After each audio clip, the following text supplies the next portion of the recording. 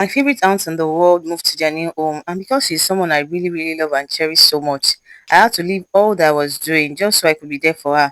So we woke up very early on Saturday morning and we started moving things into the big van. And before the neighbors could wake up, we had already left. My aunt and I couldn't fit into the van, so we had to go take a public bus. And just around the same time, we got there with the van. So when we got there, we brought down things from the van and we started arranging. My aunt is not really good with arranging things, so that was where I stepped in because that was my forte.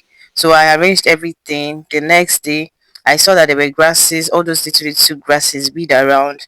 I cut everything. Many days after, I planted some saint leaf and bitter leaf and some scotch bonnet or habanero pepper.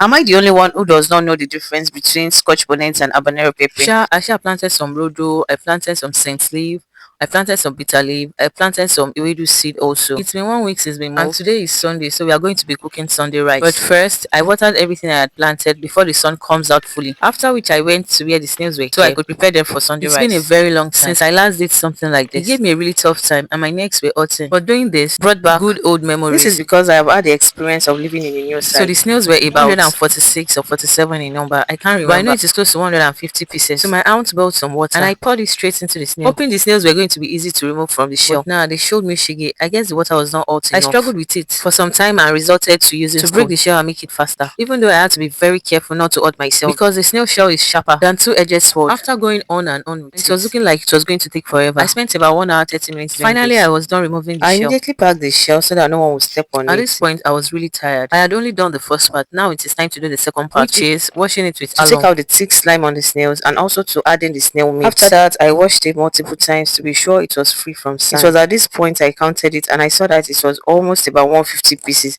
I was sure wondering why it took me so long to clean. I didn't know it was that much. You guys, never again. So this is what almost 150 pieces of snails look like, even though they were not that big. Then my aunt told me to help her cut these onions because it was already spoiling. I washed my hand and my legs because the girl is tired. So this is my aunt prepping the snails and boiling Sunday rice on the other hand. After boiling, she went ahead to fry the snails. While me on the other hand went inside to have my bath, brush my teeth, and basically just to freshen up. So tomorrow I'll be leaving my aunt and I'll be going back to my base and I'm really going to miss her so much. I'll be back very soon to check up on her and also to check up on all the things I planted because I really do not want to be a bad farmer. You may be wondering why I took water from the bucket instead of opening the tap. That is because water is yet to be running. I rinsed my brush before applying the toothpaste because it was exposed. You should always do that. Afterwards, I had my bath and decided to perform small magic. You guys, I feel so fresh and calm afterwards. Whoever said water is life was not capping at all. The time I was done, food was ready. Thanks for watching. Bye.